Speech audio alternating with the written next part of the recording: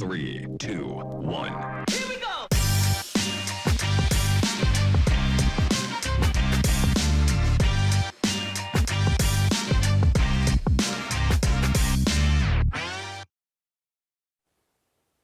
It's Wednesday, ladies and gentlemen. I'm Yolanda Nell and I will be your host for today.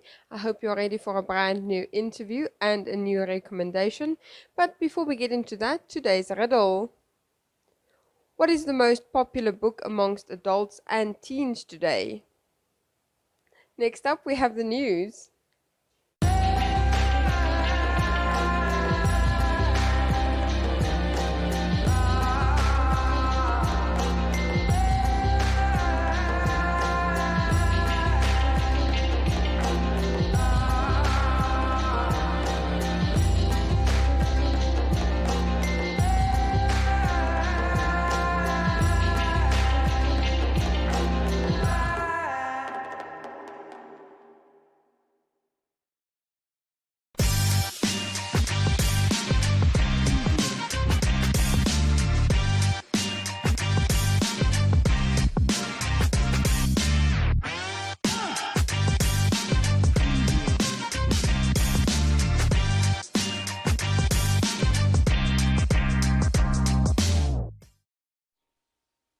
Residents of Brakwater will finally have a meeting with representatives of the City of Windhoek regarding the extended boundary tariff factor or property tax.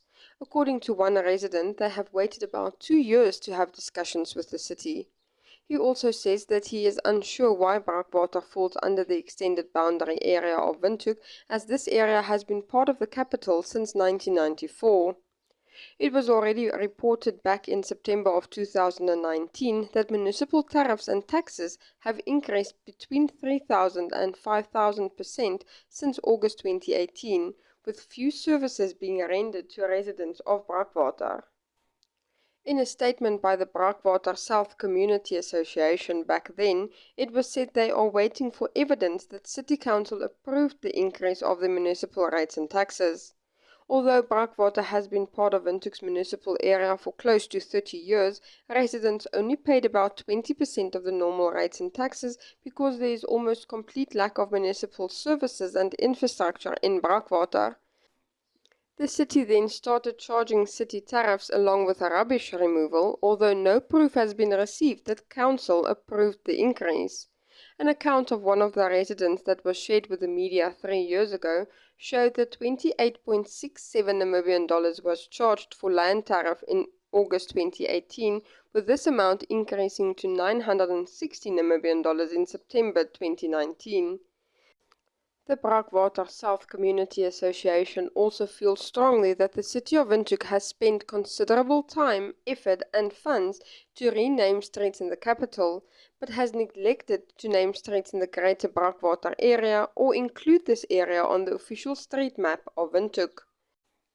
The meeting between the residents of Brakwater and city officials will take place at the Elisenheim Recreation Area on Monday the 25th of April from 3 p.m.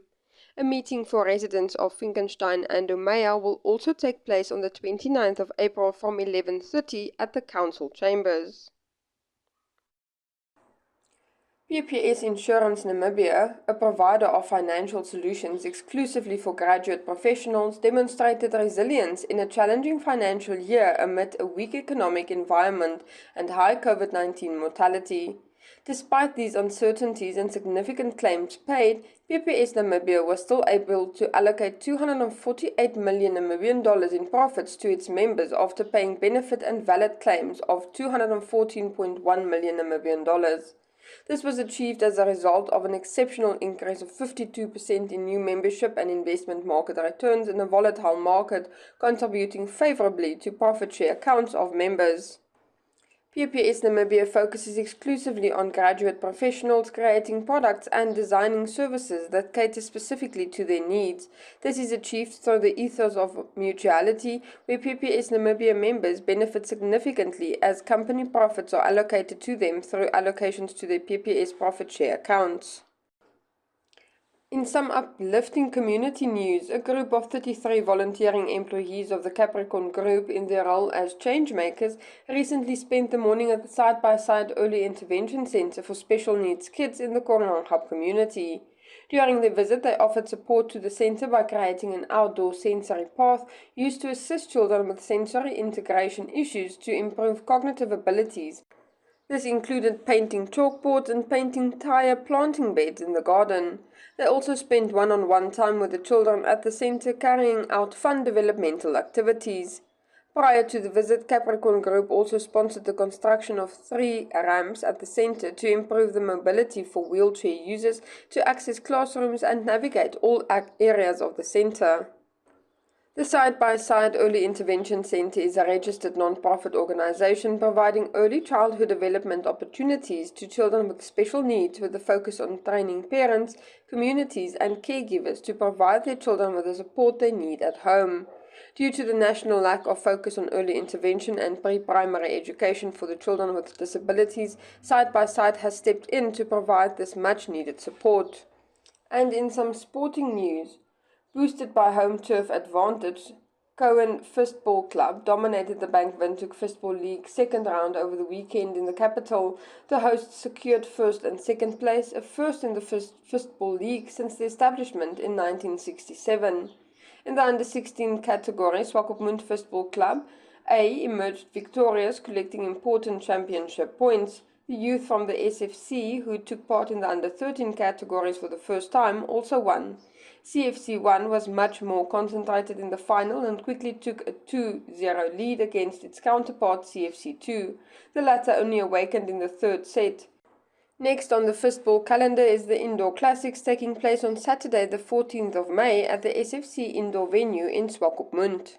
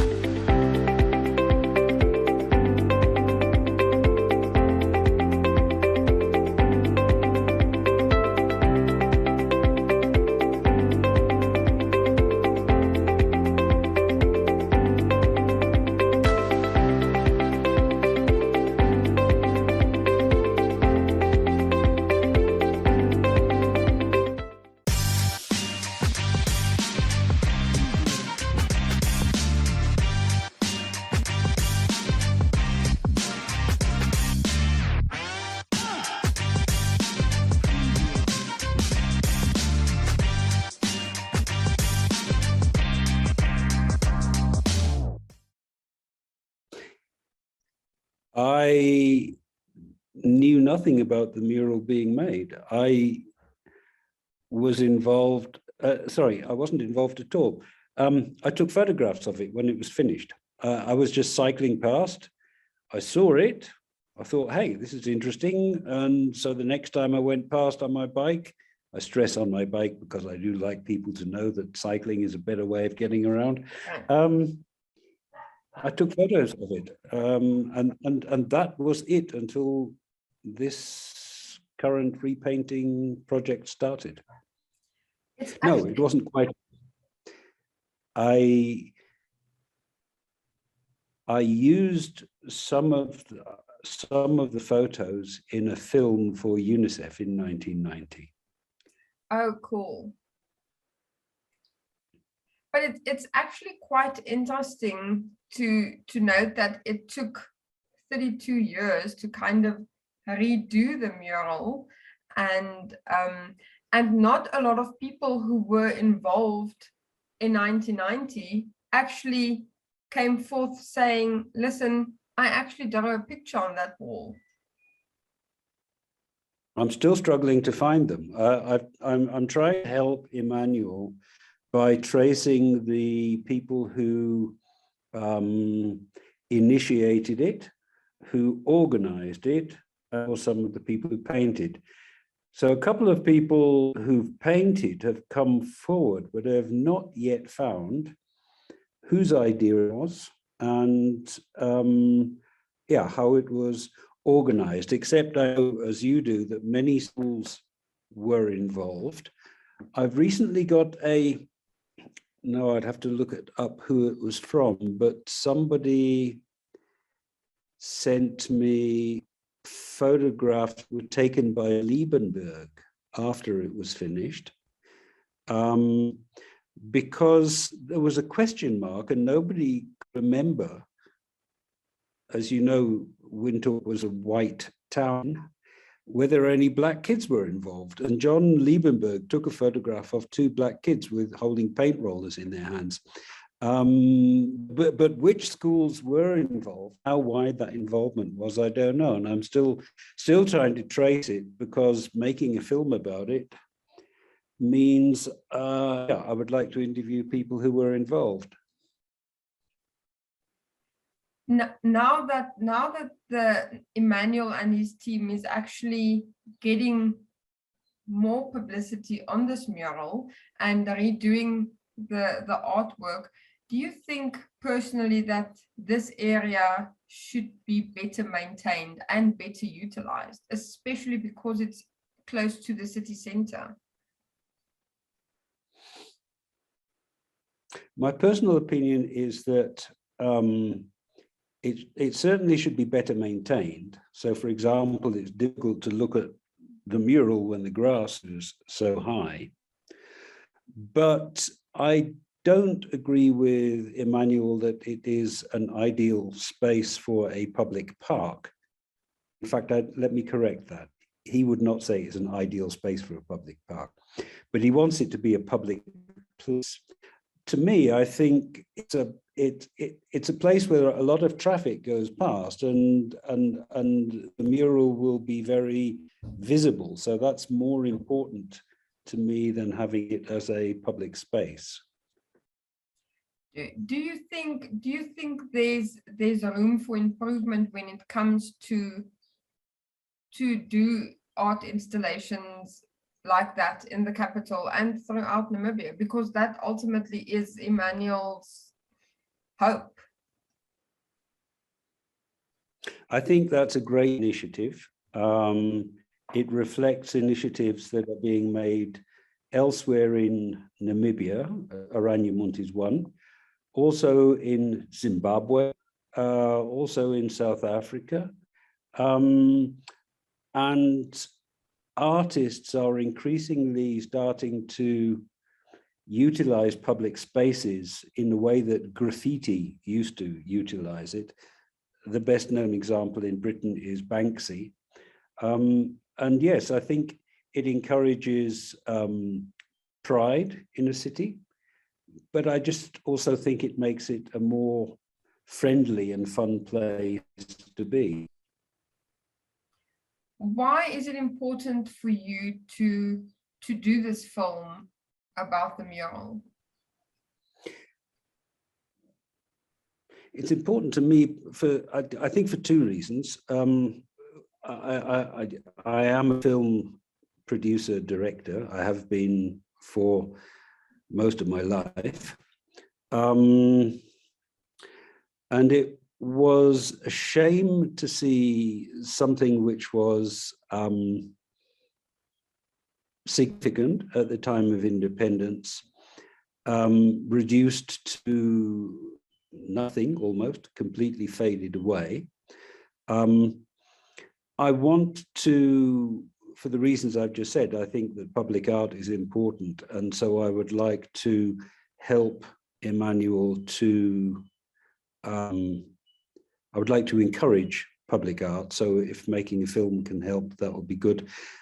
Personally, because I took those photographs in 1990 and they have a special memory for me, and because I had used them in a film in 1990, it was just a great opportunity to make a film about something that I think is important, or something that's fun. Can you quickly tell us about your career? Why did you decide to go into filmmaking? And you worked a lot with welfare organizations and NGOs. Why was that important for you? I started out as an art student. and I developed through photography into making films. And I worked for television in Britain and Germany. And I came to Namibia in 1990 to be part of the independence process. And so it was natural to continue that filmmaking. I mean, filmmaking was the only thing I knew how to do. And so there was a need in 1990, definitely, for films that reflected the challenges of independence and the possibilities of independence and the feeling of their solidarity that people felt. And so it was great fun, personally, to take part in that, as well personally interesting and a challenge. And the other thing that we did, those of us who came from overseas, was that we did a small amount of, I would say, training, giving technical assistance to people. And I wouldn't like to claim too much credit there, but we see that Namibia now has a flourishing film business, but nothing that is really nothing to do with me. But at the time we were getting it going, if you like. But it's good to see how the industry has grown in Namibia.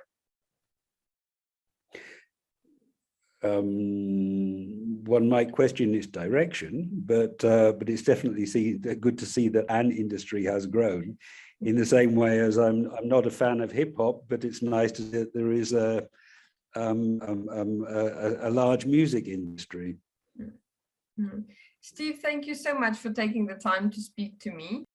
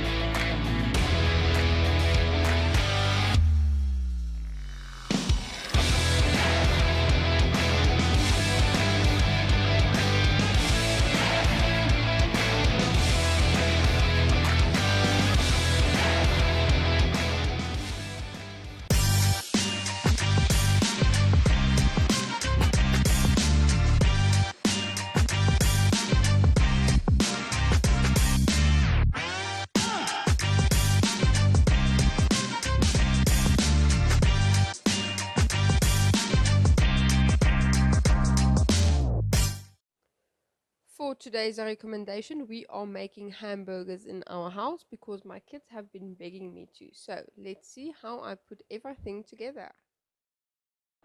So when I am preparing any meal, the idea is to do it as quick as possible.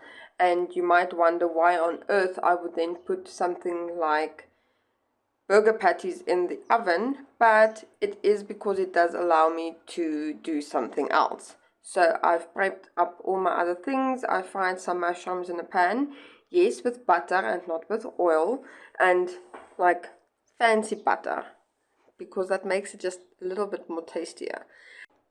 And as always, I'm going to recommend that you use anything you like on your burger, because you have to eat it. So what I did is, please excuse my plastic plate. I'm not allowed to eat from a ceramic plate with my boys in the house. We all eat from Tupperware. Anyway, back to the recipe. So I added some balsamic glaze to 1/2 of the burger, and I used honey mustard sauce on the other half.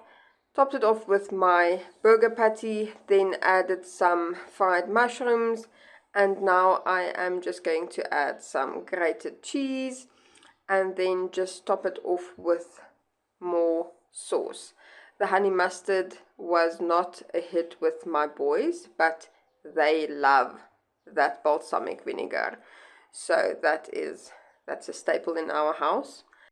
I served this with some French fries that I also put in the oven together with some butternut fries I just cooked up and then also put in the oven for a little bit, just for some sort of vegetable on their plate.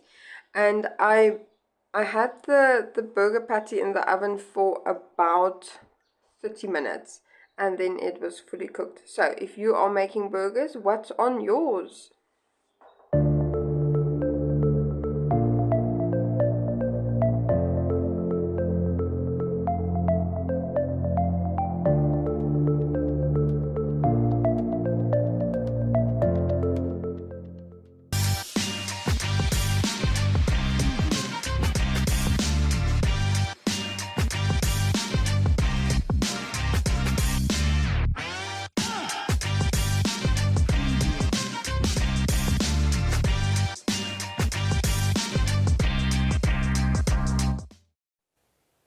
Today's life hack is for those of you that is struggling with dry lips with the seasonal change. Just dip your toothbrush in some sugar and brush your lips with that. Use it about 2 or 3 times a week. Next up, we have Jeanette Diergaard for your Flex Minute. Ladies and gentlemen. Yeah, welcome to another exciting edition.